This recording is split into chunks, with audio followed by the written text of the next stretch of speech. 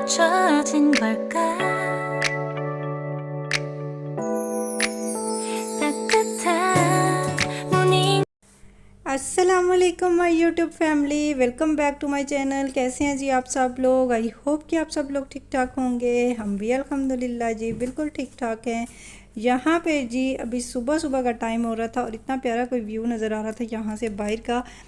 लेकिन गर्मी तो बहुत ज़्यादा है जी अभी भी फ़िलहाल दुबई में। लेकिन शाम के टाइम पे आजकल थोड़ा सा जो है ना, थोड़ा सा आप कह सकते हैं कि मौसम थोड़ा सा जो है वो चेंज होना शुरू हो चुका है अल्हम्दुलिल्लाह। शाम के टाइम पे ये है कि बच्चों को बंदा लेके थोड़ी देर के लिए बाहर निकल सकता है। पहले ये था कि बिल्कुल भी बाहर नहीं जाया जा सकता था, बाहर जाएँ तो पसीने से बुरा हाल हो जाता था, इतनी ज़्यादा ह्यूमिडिटी होती थी। लेकिन अब यह है कि थोड़ा सा जो है ना 19-20 का फ़र्क जिसको कहते हैं वो पड़ चुका है। अच्छा जी, खैर यहाँ पे मैं कर रही हूँ नाश्ते की तैयारी। यहाँ पे आज है जी वीकेंड, हफ्ते वाला दिन है, मेरे हस्बैंड का ऑफ होता है, वो आज घर पे हैं। और जैसा कि मैंने लास्ट व्लॉग में शेयर किया था कि मैंने आलू गोभी का सालन बनाया था, तो हस्बैंड कह रहे थे कि जी उन्हें आज खाना है आलू गोभी वाला पराठा। तो ये कभी कभी मेरे घर में बनता है, कभी कभी आलू गोभी भी बनता है। और जिस दिन आलू गोभी बने ना उसी दिन जो है ना नाश्ते में लाजमी जो है ना मेरे अपने हस्बैंड के लिए आलू गोभी वाला पराठा जो है वो लाजमी बनाती हूँ, क्योंकि उन्हें बहुत ज़्यादा पसंद है। बस एक वो आलू गोभी वाला पराठा ही पसंद करते हैं, इसके अलावा और किसी किस्म के उन्हें पराठे वगैरह नहीं पसंद। ना मुझे खुद पसंद है, ना आगे हमने बच्चों को आदत डाली है पराठों की। आपने देखा होगा मेरे व्लॉग्स में अक्सर कि मेरे घर में पराठा जो होता है वो बहुत कम बनता है। सिंपल जो रोटी होती है बस उसको ऑयल या घी वगैरह लगा के तो हम लोग सेक के बस बना लेते हैं। तो बाकी जो है ना सिंपल ही रोटी होती है, बहुत कम जो है ना मैं पराठे बनाती हूँ। अच्छा, मैंने अपने पराठे का मेथड जो है आपके साथ शेयर करना था। ये देखें, मैंने जो पराठा है ना आलू गोभी वाला, मैं हमेशा इसी तरह से बनाती हूँ। कुछ लोग इसके अंदर स्टफिंग करके बनाते हैं, उस तरह से मैंने कभी भी नहीं बनाया। लेकिन यह है कि मैं उस तरह से भी इंशाल्लाह ट्राई ज़रूर करूँगी, क्योंकि मेरा भी दिल है कि थोड़ा सा जो है ना चेंज करके इंसान को अपनी लाइफ में जो है एक्सपीरियंस जो है वो करते रहने चाहिए। और सीखता भी इसी तरह से इंसान है कि बहुत सारे एक्सपेरिमेंट्स कर करके इंसान बहुत कुछ सीखता है। और ज़िंदगी में इंसान के लिए कोई ऐसा लिमिट नहीं है, कोई ऐसा टाइम नहीं है कि इंसान कहे कि बस जी मेरी सीखने की एज जो है वो ख़त्म हो चुकी है। नहीं, कभी भी नहीं ऐसा होता। आपकी एज को इसमें मैटर नहीं करती। आप सारी ज़िंदगी जो है ना इंसान सीखता ही चला आता है, नए नए तजर्बे करता है ज़िंदगी में, नई नई चीज़ें जो है वो सीखता है। और अच्छा जी, खैर अभी मैं यहाँ पे आप सबसे एक बात भी करना चाहूँगी। आप लोगों के इतने ज़्यादा कमेंट्स आते हैं, मैं आप लोगों को बार बार कमेंट्स के आंसर के नीचे यही करती हूँ कि आप लोग मेरी पुरानी प्रीवियस वीडियोस जो हैं वो वॉच कर लें। आप लोग किस तरह के क्वेश्चंस करते हैं कि मैंने उन सब क्वेश्चंस के आंसर जो है ना मैंने अपनी प्रीवियस वीडियोज़ में आप लोगों के साथ सारे शेयर किए हुए हैं। मैंने अपनी फैमिली से रिलेटेड, ख़ुद से रिलेटेड, मैंने अपने बारे में सब कुछ आप लोगों के साथ जो है ना शेयर किया हुआ है जितना मैं कर सकती थी। कुछ पर्सनल चीज़ें भी होती हैं जिनको यहाँ पर मीडिया के सामने हम लोग नहीं शेयर कर सकते। ज़ाहिर बात है, हमारी अपनी पर्सनल लाइफ भी है। हम अगर एक यूट्यूबर हैं तो इसके पीछे हमारी अपनी भी कोई लाइफ है। बहुत सारी चीज़ें ऐसी होती हैं जो कि हम यहाँ पे आपके सामने नहीं शेयर कर सकते। लेकिन कुछ क्वेश्चंस ऐसे हैं जिनके आंसर जो है मैंने किए हुए हैं, लेकिन इसके बावजूद लोग जो है ना फिर आप लोग वही कमेंट्स करते हैं। एक मुझे कमेंट बहुत ज़्यादा आता है, तो मैंने सोचा कि आज की वीडियो में उसको रिपीट कर देती हूँ। शायद हो सकता है कि कोई मेरा न्यू सब्सक्राइबर आया हो, या कुछ न्यू सब्सक्राइबर्स, बहुत सारे न्यू सब्सक्राइबर्स मेरे इस चैनल पे आ रहे हैं। जो लोग मेरे बारे में जानना चाहते हैं उन बहुत ज़्यादा एक ये क्वेश्चन मुझसे करते हैं कि मेरे हस्बैंड जो हैं वो दुबई में क्या करते हैं। तो मैंने आपके साथ काफ़ी दफ़ा शेयर किया, लेकिन आज फिर जो है ना शेयर कर देती हूँ कि मेरे हस्बैंड यहाँ पे दुबई में रियल इस्टेट का काम करते हैं। और माशाल्लाह अल्हम्दुलिल्लाह उन्होंने वो बहुत अच्छा सर्वाइव कर रहे हैं। अपनी फैमिली को भी उन्होंने हमें यानी कि अपने साथ यहाँ पे रखा हुआ है। और आजकल महंगाई के दौर में आपको पता है कि कितने ज़्यादा एक्सपेंसेस हैं यहाँ पे दुबई में रहते हुए। स्पेशली जो है ना दुबई कितना ज़्यादा एक्सपेंसेस हो चुका है।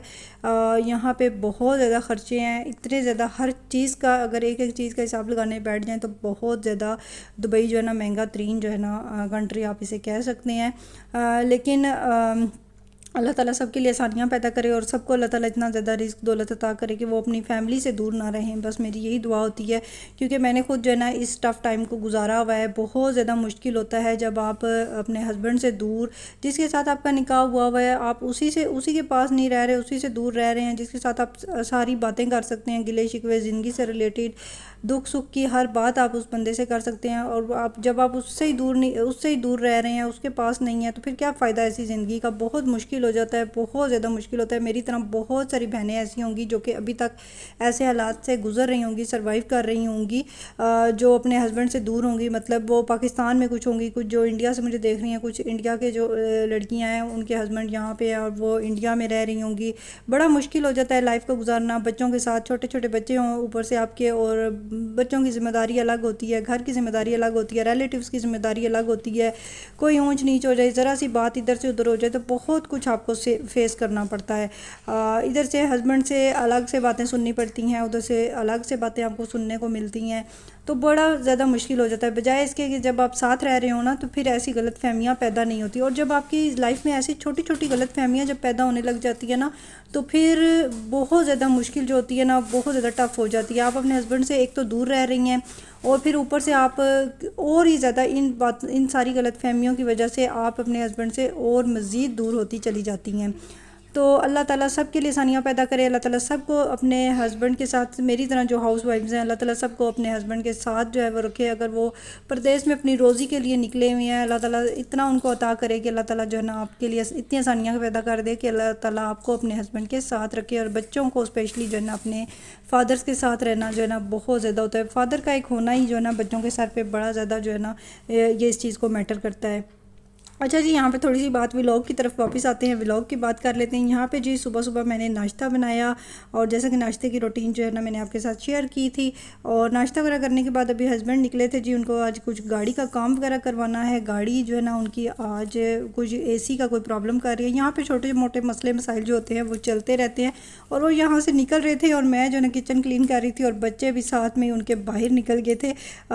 हाशिर को ना बहुत ज़्यादा होती है कि मैं जल्दी से जाके ना लिफ्ट का बटन जो है वो पुश करूं, और वो इसी चक्कर में निकला है। और फिर उसके बाबा ने कहा अच्छा चलो आओ तुम मुझे लिफ्ट में जो है ना सी ऑफ करके वापस आओ जल्दी से। तो फिर बस उनको मैंने यहाँ पे अंदर किया, लॉक किया, और बाकी जितना किचन मेरा क्लीन करने वाला रहता था तो मैंने सोचा जल्दी से उसको भी क्लीन कर लूँ साथ साथ में।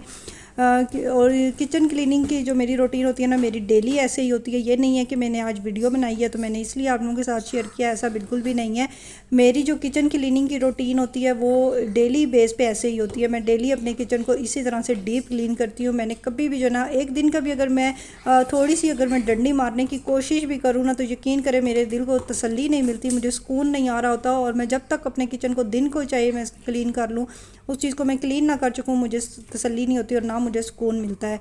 तो अल्हम्दुलिल्लाह अल्लाह ताला ने मेरे अंदर जो है ना बहुत सारी अच्छी खूबियाँ भी रखी हुई हैं कि मैं एक अच्छी कुक भी आप मुझे कह सकते हैं। अल्हम्दुलिल्लाह मैं बहुत अच्छे से अच्छा खाना भी पका लेती हूँ, ये नहीं है कि मैं नहीं करती। ये मैं उन लोगों के लिए कह रही हूँ जो लोग मुझे डिग्रेड करते हैं, जो लोग ये कहते हैं कि जी इसको तो कुछ आता नहीं है। अल्हम्दुलिल्लाह मैंने अपने घर को भी बहुत अच्छा मैनेज किया हुआ है। अपने घर को भी मैं बहुत अच्छी तरह से क्लीन रखती हूँ, बच्चों को भी क्लीन रखती हूँ, अपने हस्बैंड के साथ भी उनको भी टाइम देती हूँ, उनकी हर चीज़ का मैं ख्याल रखती हूँ अल्हम्दुलिल्लाह। और ये सब कुछ मेरे अंदर आदतें जितनी भी हैं मेरी माँ से मुझ में आई हैं। मेरी अम्मी ने मुझे ऐसी ही चीज़ें जो हैं वो सिखाई हैं। इन सब का क्रेडिट जो है मैं अपनी अम्मी को देती हूँ। और आप यकीन करें कि अगर आपके घर में जिस तरह का इन्वायरमेंट होगा ना, आप वही कुछ सीखेंगे और वही कुछ आप आगे अपनी फैमिली में अपने बच्चों के साथ आप वही कुछ उसी तरह से करेंगे। और मैं आज अगर इस तरह से किचन क्लीन कर रही हूँ, मेरी बेटी अभी से छोटी, आपने काफ़ी मेरी वीडियोज़ में देखा होगा कि वो उसे इतना ज़्यादा क्रेज़ होता है, इतना ज़्यादा आजकल वो किचन में घुसने की कोशिश करती है कि मम्मा इस तरह क्लीनिंग करती हैं तो मैं भी इस तरह करूँ, मम्मा इस तरह बर्तन धोती हैं मैं भी करूँ। तो आप अगर खुद अगर करेंगे ना, आप अगर खुद एक रोल करैक्टर आप शो करेंगे अपने बच्चों के आगे, तो आपके बच्चे भी उसी तरह से निकलेंगे। तो आपको इसके लिए खुद उस तरह बनना पड़ेगा, तब जाके आप अपने बच्चों से ऐसी एक्सपेक्टेशंस जो हैं वो रख सकते हैं। तो ये थी जी मेरी मॉर्निंग की रूटीन। बस अभी मैं करने लगी थी रूम क्लीन, आ गई थी किचन क्लीन करके, तो अभी रूम को क्लीन करूँगी। बस जी जल्दी जल्दी रूम क्लीन करते हैं और यहाँ पे करते हैं अपने व्लॉग को एंड। आई होप कि आप लोगों को आज का मेरा छोटा सा व्लॉग पसंद आया होगा, और अगर ज़रा सा भी पसंद आया हो तो चैनल को ज़रूर सब्सक्राइब करते हुए जाइएगा। मिलूँगी जी आप सबसे अपनी नेक्स्ट वीडियो में एक नए व्लॉग के साथ। तब तक अपना बहुत ख्याल रखिएगा, मुझे अपनी दुआ में याद रखिएगा। अल्लाह हाफिज़।